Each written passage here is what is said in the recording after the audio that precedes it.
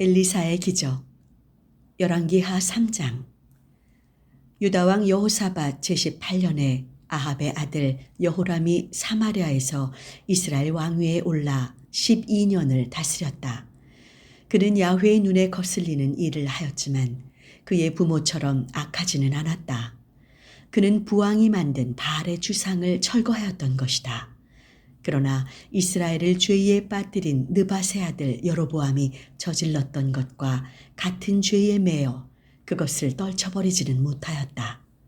모압 왕 메사는 목축을 하는 사람으로서 이스라엘 왕에게 암양 10만 마리의 털과 수양 10만 마리의 털을 조공으로 바쳐왔었다. 그러다가 아합 왕이 죽자 모압 왕은 이스라엘 왕에게 반기를 들었다. 여호람 왕은 즉각 사마리아를 떠나 이스라엘군을 총동원하여 출정하는 한편 유다 왕 여호사밧에게 전가를 보냈다. 모압 왕이 나에게 반기를 들었습니다. 내가 모압을 치러 갈 터인데 당신도 함께 가서 싸워주시지 않겠습니까? 유다 왕이 대답하였다. 함께 가겠습니다. 우리가 내 것 찾을 사이입니까? 내 군대, 내 군마 따질 사이입니까? 어느 길로 쳐들어가는 것이 좋겠습니까? 그가 대답하였다. 에돔 광야를 통과합시다. 그리하여 이스라엘 왕, 유다 왕, 에돔 왕이 함께 출정하였다. 돌아가는 길로 7일 동안 행군하였는데 그만 군인들과 데리고 가는 짐승들이 마실 물이 떨어졌다. 이스라엘 왕이 걱정을 하였다. 큰일 났다. 야훼께서 우리 세 왕을 끌어내셔서 모압 군대의 밥이 되게 하셨구나. 그러나 여호사밧 왕은 이렇게 물었다. 여기 야훼의 예언자가 없습니까? 야훼의 뜻을 알아보게 말입니다. 이스라엘 왕의 신하 하나가 마침 사밧의 아들 엘리사라는 사람이 여기에 있습니다. 엘리야의 시중을 들던 사람입니다. 하고 대답하자 그에게서라면 야훼의 말씀을 들을 수 있을 것이요 하고 여호사밧이 말하였다. 그리하여 이스라엘 왕은 여호사밧과 에돔 왕과 더불어 엘리사가 있는 곳으로 내려갔다. 엘리사가 이스라엘 왕에게 말하였다.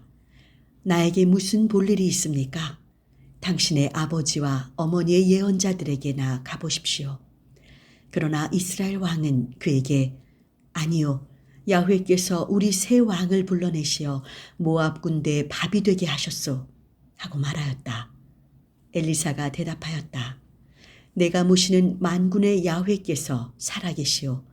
어찌 내가 당신을 거들떠보기라도 하겠습니까마는 유다 왕 여호사밧의 낯을 보아서 청을 들어 드리겠습니다. 수금 뜯는 사람을 불러주십시오. 그래서 수금 뜯는 사람이 와서 수금을 뜯는 동안 엘리사는 야훼의 힘에 사로잡혀 말씀을 전하였다. 야훼께서 말씀하십니다. 이 골짜기 군데군데의 웅덩이를 봐라. 나 야훼가 말한다. 너희가 바람 불고 비 오는 것을 보지 못하겠지만 이 골짜기에 물이 가득 차서 너희와 너희 군인들과 짐승들이 마실 수 있게 될 것이다. 그러나 이런 것쯤은 야훼로서는 아무것도 아닙니다. 야훼께서는 당신들의 손에 모압을 넘겨주실 것입니다. 당신들은 요새화된 성읍, 중요 도시를 모두 쳐서 점령하게 될 것입니다. 그러면 아름다운 수목을 모조리 쓰러뜨리고 샘구멍을 남김없이 틀어막고 옥토를 모조리 돌밭으로 만드십시오. 다음 날 아침 제사를 드리는 시간이 되자 에돔 쪽에서 물이 쏟아져 나와 그 일대가 물바다가 되었다. 한편 여러 나라의 왕들이 쳐들어온다는 소문이 모압 전국에 퍼졌다. 그래서 징집 연령이 지난 사람은 모두 소집되어 국경에 배치되었다. 모압군은 이튿날 아침 일찍 일어나 햇살이 물 위에 퍼져 있어 물이 피처럼 붉게 물들어져 있는 것을 보았다. 피바다로구나 하고 모압군은 소리쳤다. 왕들 사이에 네 분이 일어나서 서로 쳐 죽인 게 틀림없다. 모압 장병들아 나가서 털자. 그러나 그들이 이스라엘 진지에 이르자 이스라엘군이 일어나서 반격하였다. 그들은 도망치는 모압군을 뒤쫓아가며 쳐부수었다. 도시들을 짓부수고 군인들이 모두 달려들어 좋다는 밭마다 돌을 던져 돌밭을 만들고 셈이라는 셈은 모두 틀어막고 훌륭한 나무를 모조리 찍어 넘겼다. 그리하여 마침내 키르하레셋만 남기고 모든 곳이 돌무더기가 되었는데 그곳마저 투석병들이 포위하고 공격하자 모압 왕은 이미 전세가 기운 것을 깨닫고는 군인 700명을 이끌고 칼을 빼들고 포위망을 뚫어 아람 왕에게로 탈출하려고 하였다. 그러나 그 일도 실패하였다. 모압 왕은 세자인 마다들을 죽여 성 위에서 번제를 드렸다.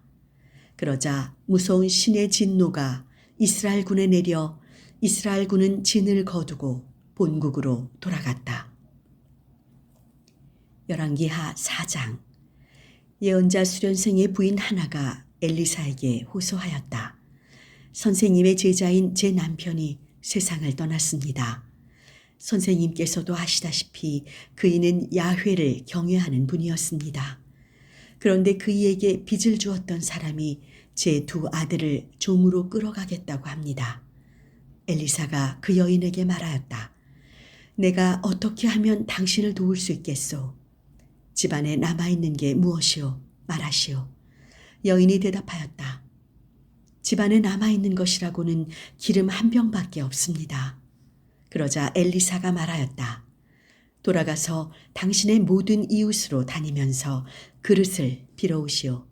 빈 그릇을 되도록 많이 빌어다가 두 아들만 데리고 집에 들어가서 문을 잠그고 기름을 그 모든 그릇에 차례차례로 가득히 따라 부으시오. 여인은 엘리사를 떠나 집으로 돌아가서 두 아들만 데리고 집 안에 들어가 문을 잠갔다. 그리고는 두 아들이 가져다 주는 그릇에 가득 부었다. 그릇마다 기름을 다 채우고 나서 여인은 아들에게 말하였다. 그릇을 더 가져오너라. 아들이 그릇이 더 없습니다. 고 하자 기름이 나오기를 멈추었다. 여인이 하느님의 사람에게 가서 이 일을 보고하자 그는 가서 기름을 팔아 그 돈으로 빚을 갚아서 두 아들이 종으로 끌려가지 않게 하시오. 남은 것을 가지고 모자가 함께 살 수 있을 것이오. 하고 말하였다. 엘리사가 하루는 수넴을 지나가게 되었다. 거기에 살고 있던 한 부유한 여인이 엘리사를 대접하고 싶다면서 머무르기를 간청하였다. 그래서 엘리사는 그곳을 지날 때마다 그의 집에 들러 식사를 하곤 하였다. 그 여인이 남편에게 말하였다. 여보, 틀림없이 우리 집에 늘 들르시는 이분은 거룩한 하느님의 사람입니다. 옥상에 작은 방을 하나 꾸미고 침대와 상, 의자와 등을 갖추어서 그분이 우리 집에 들르실 때마다 그 방에 모시도록 합시다. 어느 날 엘리사가 거기에 갔다가 그 다락방에 올라가서 쉬게 되었다. 엘리사는 시종 게하지에게 그 집의 수넴 여인을 불러오라고 일렀다. 그가 여인을 불러오자 여인은 예언자 앞에 나섰다. 엘리사가 자기 시종에게 말하였다. 부인께 이렇게 여쭈어라. 부인, 수고가 많으시오. 이 은혜를 갖고 싶소. 내가 부인을 위하여 왕이나 아니면 군 사령관에게 부탁드려 줄 수도 있는데 무슨 아쉬운 일이 없으시오? 그러자 저는 이렇게 한 결의 가운데 어울려 만족스럽게 살고 있습니다. 하고 여인이 대답하였다. 엘리사는 시종에게 물었다. 그러면 이 부인에게 해줄 일이 없을까? 이 부인은 아들이 없는 데다가 남편은 나이가 많아 보기에 참 딱합니다. 하고 게하지가 대답하였다. 그러자 엘리사는 그 여인을 다시 불러오라고 일렀다. 시종이 여인을 불러오자 여인은 문간에 섰다. 엘리사가 말하였다. 내년 이맘때 같은 철이 돌아오면 부인께서는 아이를 낳아서 안게 될 것이요. 여인이 대답하였다. 그럴 수 없습니다. 선생님, 선생님께서는 하느님의 사람으로서 저에게 농담을 하십니까? 그러나 그 여인은 임신하여 엘리사가 일러준 다음 해 같은 철이 돌아오자 아들을 낳았다. 그 아이가 자라났다. 하루는 자기의 아버지가 농군과 함께 추수하고 있는 데로 나갔다가 갑자기 아, 머리야, 머리야 하고 아버지에게 소리쳤다. 아버지는 함께 있던 하인더러 그를 어머니에게 데려다 주라고 일렀다. 하인은 아이를 어머니에게 데려다 주었다. 그 아이는 정오까지 어머니 무릎에 누워있다가 죽었다. 그러자 어머니는 아이를 안고 하느님의 사람이 묵는 방에 올라가 그의 침대에 눕히고는 나와서 문을 닫았다. 그리고 나서 자기 남편을 불러 일렀다. 하인 한 사람과 암나귀 한 마리를 보내주십시오. 급히 하느님의 사람에게 갔다 와야겠습니다. 꼭 오늘 그분을 가서 배워야겠소? 오늘은 초하루도 아니고 안식일도 아닌데 하고 묻는 남편에게 여인은 걱정하지 말라고 대답하며 나귀의 안장을 얹고 나서 하인에게 명하였다. 곶비를 잡아라. 내가 시킬 때까지는 멈추지 말아라. 여인은 길을 떠나 가르멜산 위에 있는 하느님의 사람에게 갔다. 하느님의 사람은 그 여인이 오는 것을 멀리서 보고 시종 게하지에게 말하였다. 저기 수넴 여인이 오고 있다. 뛰어가서 맞아라. 그리고 부인은 별거 없으시냐고 물어보아라. 바깥 어른과 아이도 별거 없느냐고 물어보아라. 게하지가 달려가 그렇게 묻자 여인은 모두 별거 없다고 대답하였다. 여인은 산 위에 이르러 하느님의 사람의 다리를 부둥켜 안았다. 게하지가 그 여인을 밀어내려고 다가가니 하느님의 사람이 말하였다. 그냥 두어라. 부인에게 무언가 마음 아픈 일이 생겼다. 야훼께서 그 일을 나에게 감추시고 알려주시지 않으셨구나. 그때 여인이 말하였다. 선생님, 제가 언제 아들을 달라고 했습니까? 공연히 가슴만 부풀렸다가 낙담하게 하지 말아달라고 하지 않았습니까? 그러자 엘리사가 게하지에게 말하였다. 허리를 졸라매고 내 지팡이를 가지고 달려가거라. 도중에 누구를 만나더라도 인사하지 말고 누가 인사하더라도 대꾸하지 말며 가서 내 지팡이를 아이의 얼굴 위에 놓아라. 그러나 아이의 어머니가 언성을 높여 말하였다. 선생님께서 돌아가시기라도 한다면 모를까 저는 결코 선생님을 놓지 못하겠습니다. 그래서 엘리사는 일어나서 그 부인을 따라 나섰다. 게하지가 앞서가서 그 아이의 얼굴 위에 지팡이를 놓아 보았으나 소리를 내기는커녕 듣는 것 같지도 않았다. 그는 엘리사를 만나러 돌아와서 그 아이가 깨어나지 않더라고 말하였다. 엘리사는 집 안에 들어가 죽은 아이가 자기 침대에 누워있는 것을 보았다. 엘리사는 방 안에 들어가서 문을 닫았다. 방 안에는 둘뿐이었다. 그는 야훼께 기도드리고 나서 침대에 올라가 아이 위에 엎드렸다. 그리고는 자기의 입을 아이의 입에, 자기의 눈을 아이의 눈에, 자기의 손을 아이의 손에 포개었다. 이렇게 아이 위에 엎드리자 아이의 몸이 따뜻해지기 시작하였다. 엘리사는 일어나서 방 안을 이리로 한번 저리로 한번 걷고 나서 다시 침대에 올라가 아이 위에 엎드렸다.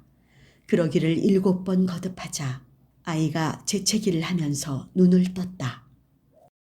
엘리사는 게하지를 불러 이 집 수넴 여인을 들어오라고 하여라 하고 일렀다. 여인이 부르는 소리를 듣고 오자 예언자는 아들을 데리고 가라고 말하였다. 여인은 예언자의 발 앞에 나와 방바닥에 엎드려 절을 하고 아들을 데리고 나갔다. 엘리사는 길갈로 되돌아갔다. 그곳은 엘리사가 예언자 수련생들을 데리고 사는 곳이었다. 그때 마침 거기에는 흉년이 들어 있었다. 엘리사가 시종에게 말하였다. 큰 솥을 걸고 형제들이 먹을 국을 끓여라.